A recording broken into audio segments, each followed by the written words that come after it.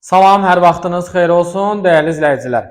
Bugün biz sizinlə proqrama yeni əlavə olunan mövzulardan biri tədrisdə dizayn düşüncəsini öyrənəcəyik. Bu mövzumuz çox asan və sadə bir mövzudur müəllimlər.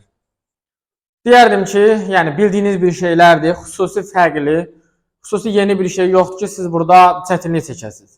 Budur, bundan əvvəl olan hansı ki, həmin proqramların mövzusudur. Canva-dır, sonra digər proqramlardır, Kahoot-dur. Bunlar bildiyimiz bir şeylərdir. Yəni bizim üçün xüsusi çətinlik gətirən mövzular deyil. Belə xüsusi PDF-lərimiz var ki, bu PDF-lər vasitəsilə biz dərslərimizi daha səmərəli və daha yığcam şəkildə müəllimlərə çatdırırıq. PDF əldə etmək istəyənlər yuxarıda yazılan nömrəyə WhatsApp vasitəsilə müraciət edə bilərlər. 050 697 78 33 nömrəsinə yazın, mən sizə həm bu PDF-i, həmçinin də video izahı göndərim hazır şəkildə. Baxaq gəlin mövzumuzun izahına. Burada deyilir ki, dizayn düşüncəsi nədir? İlk növbədə dizayn düşüncəsi nə olduğunu gəlin anlayaq sizinlə. Baxın, heç oran oxumadan sadəcə dizayn deyəndə ağlımıza nə gəlir? Yeni bir yaradıcı bir şeylər, yeniliklər, fərqliliklər, dizayn eləmək nə isə, yaradıcı təfəkkürü öyrənəndə, idrak taksonomiyasında yaratmaq mərhələsini öyrənəndə biz dizaynın yeni fərqli bir şey olduğunu öyrənmişik və bu tip məsələlər əlbəttə ki, uşaqlarda yüksək təfəkkürü, yuxarı təfəkkürü formalaşdıran bir texnikalardır. Sadəcə nəzəriyyə deyil dizayn düşüncəsi, real insan ehtiyaclarını anlamağa, orada empatiya adlı bir mərhələ var və onlara uyğun praktiki həllər tapmağa yönəlmiş bir prosesdir. Yəni, biz sadəcə burada nəzəriyyə öyrənmirik, insanların problemlərini anlamaq və o problemləri həll etmək üçün bir fikirlər ortaya qoymaq. Yəni, baxın, təhsil nədir? Piaget'in belə bir fikri var idi. Deyirdi ki, təhsil özündən əvvəlki gələnləri təkrarlamaq deyil. Təhsil yeniliklər yaratmaqdır, problemləri həll eləməkdir. Bugün əgər qarşımıza çıxan problemləri bizim orta məktəbdə təhsil alan, ali məktəbdə təhsil alan gənclərimiz bu problemləri qarşılaya bilmirsə, deməli ki, bizim tədrisimizdə nəsə bir sıxıntılar var. Yəni, təhsil yeniliklər aşılamalıdır. Təhsil insanlara sadəcə nəzəriyyə yox, real insan problemlərini həll etməyə yönəltməlidir ki, dizayn düşüncəsi də birbaşa buna xidmət edən bir prosesdir. Deyir, təhsildə tətbiq edildikdə şagirdi biliyin pasiv qəbul edicisi deyil, biliş qurucusu halına gətirir. Yəni, şagirdlər burada məsələ konstruktiv yanaşır və əlbəttə ki, sadəcə pasiv şəkildə məlumat qəbul edən deyil, kurikulumun prinsiplərindən biri də budur ki, aktiv biliş qurucusu, şagirdlərin özlərinin biliş yaratması ön plana çəkilir. Əsas məsələlərə keçid eləsək, tədrisdə dizayn düşüncəsinin 5 əsas addımı var. 5 əsas addımı. Bunlar hansı addımlardır? Qısaca bunların hər birini burada qeyd etmişəm. Birinci addım adlanır empatiya qurmaq. Baxın müəllimlər, empatiya qurmaq. Bu ilk addımdır. Empatiya qurmaq öz bildiyimiz şəkildə nədir empatiya? Özünü, yəni başqa insanların yerinə qoymaq, onların hiss və emosiyalarını, düşüncələrini anlamaq. Buna biz deyirik empatiya qurmaq. Burada da eyni ilə, yəni eyni mənadır, fərqli bir şey yoxdur. Empatiya qurmaq birinci addımdır. Burada məqsəd problemi yaşanan insanı dərindən anlamaqdır. Problemi yaşayan insanı dərindən anlamaq. Hətta kitabda belə bir nümunə var idi. İndi orada deməli, o nümunə əsasında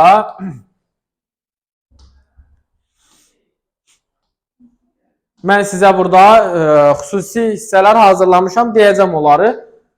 Belə bir nümunə var idi orada. Düşünün ki, sinifdə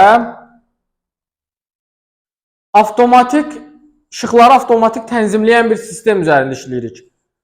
Yəni, bu bir problemdir ki, işığın çox olması, az olması, sinifə uyğun olmaması, gedəndə müəllimin də şagirdlərin də yadından çıxıb yanılı qoyması və s. kimi problemlər var, düzdürmü? Buna görə şagirdlər işləyirlər nə üzərində?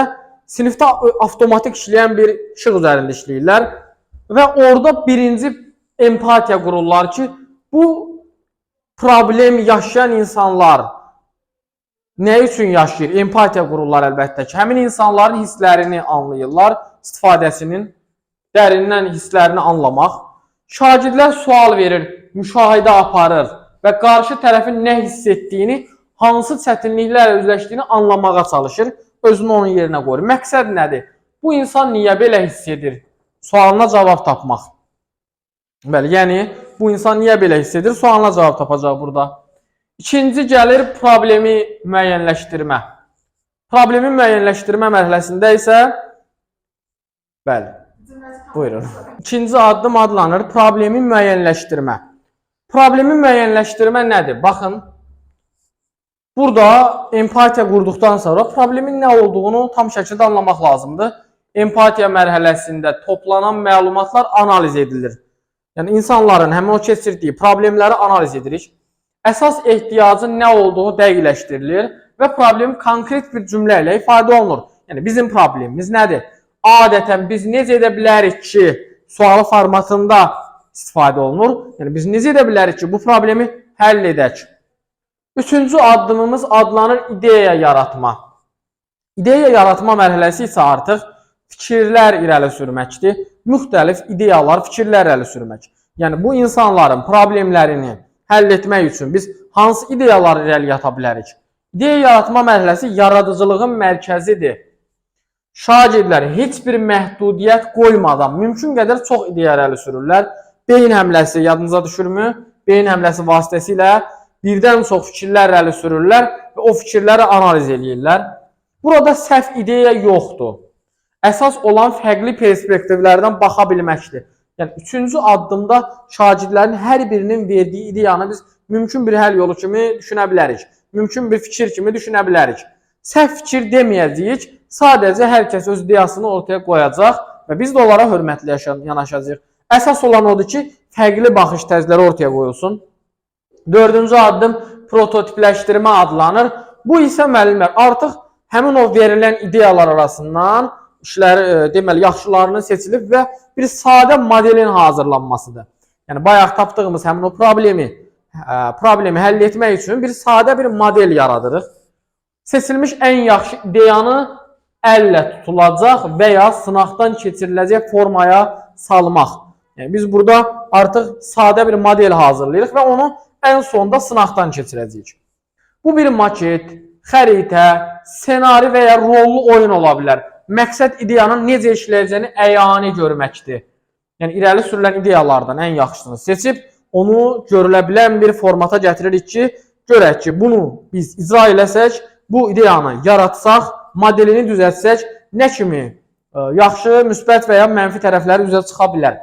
Buna görə də prototipləşdirmə mərhələsində, dilimdə dolaşdı, bu mərhələdə biz artıq sadə bir model hazırlayırıq. Ən sonda isə test etmə mərhələsi gəlir. Yəni, test etmə nədir? Sınaqdan keçirmə. Yaradıcılığın bir addımlarından biridir sınaqdan keçirmək. Artıq burada yaratdığımız sadə modeli 5-ci addımda biz nə edirik? Real şəraitdə yoxlayırıq. Geri bildirimlər alınır və çatışmazlıqlar varsa geri dönüb düzəlişlər edilir. Test etmə mərhələsində, yəni test edirik. Əgər ehtiyac varsa ona nəsə düzəlişlər etmək, sonra əlavələr etmək, mənfilikləri, çatışmazlıqları aradan qaldırmaq üçün çalışırıq. Deməli, 5 əsas addım irəli sürdük. Baxın, 1 dedik, empatiya qurma, yəni insanların problemi anlamaq. 2, problemi müəyyənləşdirmə, problemin nə olduğunu aydınlaşdırmaq, təhlil etmək. 3-cü, ideya yaratma, fərqli fikirlər, alternativlər irəli sürmək. 4-cü, prototipləşdirmə, yəni model yaratmaq. 5-ci də həmin modeli nə etmək? Sınaqdan keçirmək, mənfilərini, müsbətlərini analiz etmək. Baxın, bu qədər sadə bir mövzudur, 5 addımdan ibarətdir. Sizə çətinlik yaradacaq heç nə yoxdur burada. Düşünməyin ki, proqrama yeni mövzu salınıb, bunu necə öyrənəcəyik?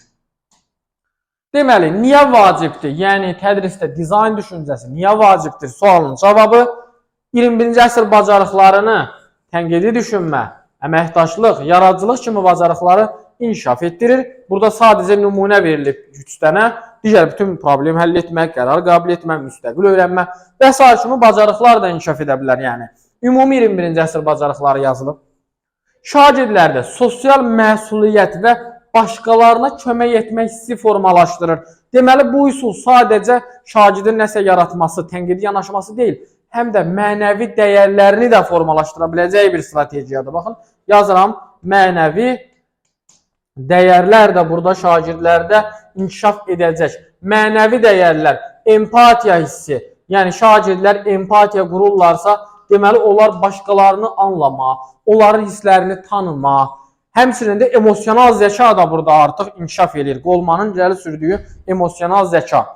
Təlim prosesinin müəllim mərkəzli yox, şagird mərkəzlidir. Yəni, şagirdlərin nəsə yaratması, fikir irəli sürməsi və sınaqdan keçirməsinə əsaslanır. Real dərs nümunəsi üzərində gəlin bir izaha baxaq sizinlə. Hər 5 mərhələni burada qeyd etmişik. Birinci, şagirdlərin dərsdəki passivliyi probleminin dizayn düşüncəsi ilə necə həll edildiyi göstərilir burada. Mərhələ, müəllimin etdiyi fəaliyyət. Mərhələ 1 və müəllimin etdiyi fəaliyyət yan aşağıdakılar. Mərhələ 1 empatiya. Problemimiz nədir? Dərslərdəki passivliyi, şagirdlərin passivliyini dizayn düşüncəsi ilə həll etmək. Müəllim şagirdlərlə müsahibələr aparır və anlayır ki, passivliyin səbəbi dərslərin real həyatla əlaqəsiz olmasıdır. Yəni, onlarla empatiya qurur. Bilir ki, problem nədir? Şagirdlərin real həyatla əlaqələndirilməsinin mövzunun az olması və şagirdlərə bunun mənfi təsir etməsi. İkinci addımımız problemi müəyyənləşdirmə. Problem konkretləşdirilir, analiz edilir. Dərs mövzuları ilə real həyat arasında əlaqə və seçim imkanı yaradan fəaliyyətlərin çatışmaması. Deməli, problemimiz nədir? Təhlil analiz elədik ki, birinci mərhələ əsasında dərs mövzuları ilə real həyat arasında əlaqə yoxdur deyə şagirdlərə maraqsız gəlib. Üçüncü, ideya yaratma. Şagirdlər kiçik qruplarda mövzunu həyatla əlaqələndirən layihə, debat və ya oyun ideyaları ələ sürürlər. Yəni, şagirdlər burada layihələr, debatlar, oyunlarda iştirak eləyəndə, təbii ki, onlarda daha çox maraq yaranacaq və bu da müxtəlif ideyalar, bir ideya, 2 ideya, 3 ideya, görürsünüz, müxtəlif ideyalar irəli sürülür.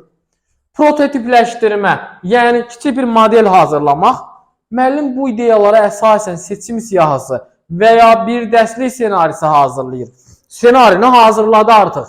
Problemin həll olunması ilə bağlı senarini, pilot dərs planı hazırladı və ən sonunda test etmə. Hazırlanan plan 1-2 dərsdə tətbiq olunur, şagirdlərin reaksiyası və rəyləri əsasında dərs dizaynı daha da təkmilləşdirilir. Yəni, hazırladığımız həmin o prototipi, məhsulu biz nə edirik? Sınaqdan keçiririk, sinifdə tətbiq edirik. Baxırıq, görək ki, bunu həyata keçirəndən sonra bəs şagirdlərin bununla bağlı düşüncəsi necədir? Onların problemlərini həll edə bildikmi? Artıq test etmə mərhələsində, sınaqdan keçirəndə mənfilərimizi, müsbətlərimizi üzə çıxaracaq və işimizi daha da təkmilləşdirəcəyik. Aydındır müəllimlər, bu qədər sadə bir mövzudur. Empatiya qurma, problemi müəyyənləşdirmə, ideya yaratma, prototipləşdirmə və sınaqdan keçirmək, yəni test etmək. Bunu da qeyd edim ki, yeni sınaq qruplarımız açılır, sınaqlarımız xüsusi tətbiq vasitəsilə həyata keçirilir, real vaxt müddəti, sualların hər birinin anındaca izahını görmək, daha sonra mövzular, bölmələr üzrə asan, orta, çətin səviyyəli suallar işləmə imkanı yaradılır. Ümumi bütün proqramı əhatə edən MİQ və sertifikasiya ayrı olmaqla sınaqlar sizlər üçün təqdim olunur. Ödənişdə minimumdur 056-197-78-33 nömrəsi ilə əlaqə saxlayaraq bu haqda maraqlana bilərsiniz. Əgər siz də sınaq qruplarına qoşulmaq istəyirsinizsə. Bununla yanaşı yeni sürət qruplarımız da var. Sürət qruplarımız da hər ay açılır. Baxın, bu nömrəyə yazaraq mənimlə deməli, əlaqə saxlaya bilərsiniz və mən sizə hər şey haqqında ətraflı məlumat verərəm. Uğurlar hər birinizə videolarımızı paylaşmağı və bəyənməyi unutmayın. Rəylərinizi də bizdən əsirgəməyin. Sağ olun, salamat qalın.